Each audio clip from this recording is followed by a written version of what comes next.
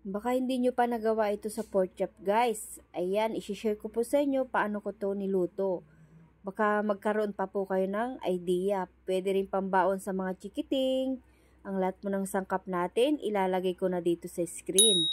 Keep on watching!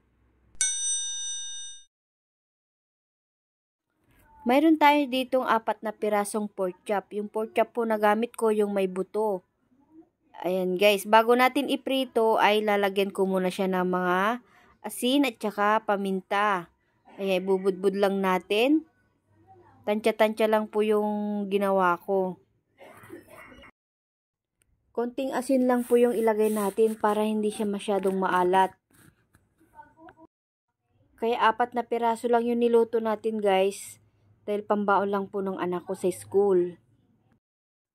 Subukan nyo guys yung ganitong recipe. Talagang magugustuhan ng mga chikiting. Ayan, pagkatapos natin lalagyan ng paminta at saka asin, itatabi ko muna. And then, ito na siya guys. Magpiprito na tayo. Piprito na natin. Naglagay ako ng kaunting mantika. Yung makover lang po yung kawali. Tapos, isa-isa natin itong ilalagay. Sana po bago matapos itong video na to, napasubscribe kita sa aking YouTube channel at nakapalo ka na rin dito sa aking FB page. Dahil araw-araw po tayo nag-a-upload ng video.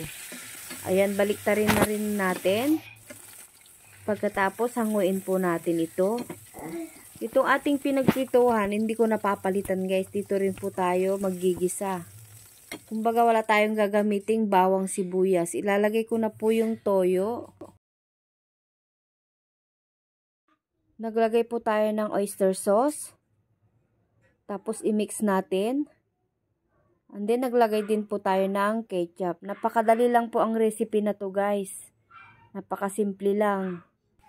Ayan, kung namumroblema ka sa pambaon ng mga chikiting mo, ito lang may sasuggest ko ngayon guys. Naglagay tayo ng kaunting tubig.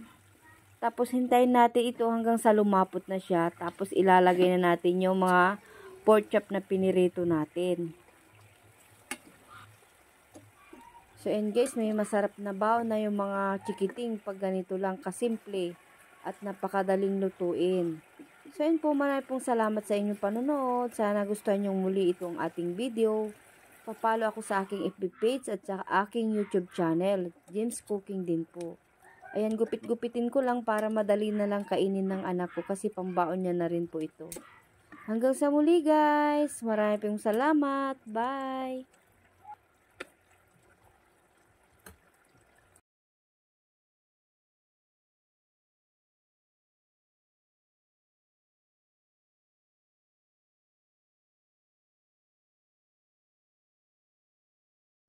Ayan, ready to serve. Kain na po tayo.